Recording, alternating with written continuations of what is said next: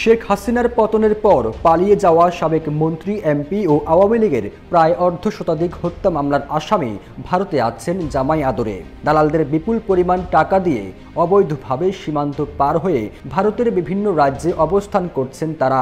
আওয়ামী লীগের 15 বছরের লুটপাটের টাকায় তারা এখন ভারত দাপিয়ে বেড়াচ্ছেন। কেউ দল বেঁধে বাসা ভাড়া নিয়ে আছেন, আবার কেউ কেউ একাই হোটেলে অবস্থান করছেন, সকাল বিকেল পার্কে ঘোরাফেরা করছেন।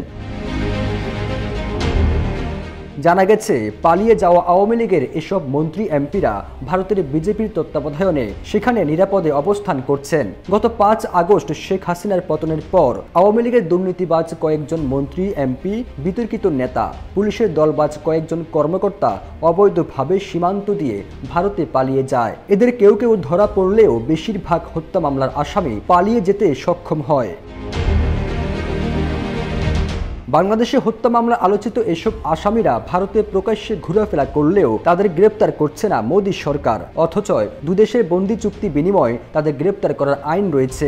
250-টিরও বেশি ডিজাইন অপশন নিয়ে ওয়ালটন স্মার্ট ফ্রিজ, বোঝে আপনার প্রয়োজন। তার বিপরীতে ভারতের সরকারের চোখে কোনো অপরাধীকে বাংলাদেশে প্রকাশ্যে দেখা গেলে ভারতের মন্ত্রীরা কঠোরভাবে প্রতিবাদ করে সেই অপরাধীকে ফেরত দিতে চাপ প্রয়োগ করত।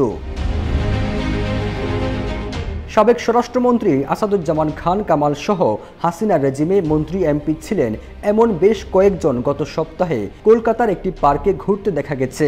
এ সময় তার সঙ্গে ছিলেন সাবেক এমপি অসীম কুমার উকিল, সংরক্ষিত আসনের সাবেক এমপি অপু উকিল ও হাজী সেলিমের ছেলে ঢাকা 7 আসনের সাবেক এমপি সোলাইমান সেলিম।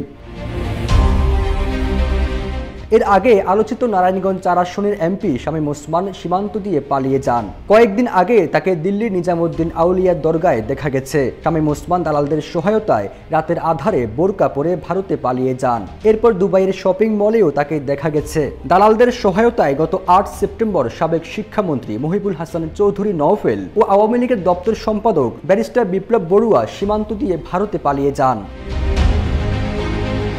পুলিশের সাবেক ডিবি প্রধান হারুন রশিদ কোথায় লুকিয়েছেন কেউ জানেন না। তবে পুলিশের আরেক বিতর্কিত কর্মকর্তা বিপ্লব কুমার সরকার লালমনিরহাটের সীমান্ত দিয়ে ভারতে পালিয়েছেন। এজন্য তিনি পাচারকারীদের মোটা অঙ্কের টাকা দিয়েছেন বলেও জানা গেছে। সাবেক তথ্য ও সম্প্রচার প্রতিমন্ত্রী মোহাম্মদ এ আরাফাত অবৈধভাবে বিপুল পরিমাণ টাকার বিনিময়ে ভারতে পালিয়ে গেছেন বলে জানা গেছে। কুমিল্লার 6 আসনের সাবেক এমপি আকমা বাহাউদ্দিন বাহার ও তার মেয়ে, কুমিল্লা সিটি কর্পোরেশনের সাবেক মেয়র তাহসিন বাহার সূচনা 1 সেপ্টেম্বর ভারতে পালিয়ে যান। পালিয়ে যাওয়ার সময় বাবা ও মেয়ে বোরকা পরিহিত ছিল।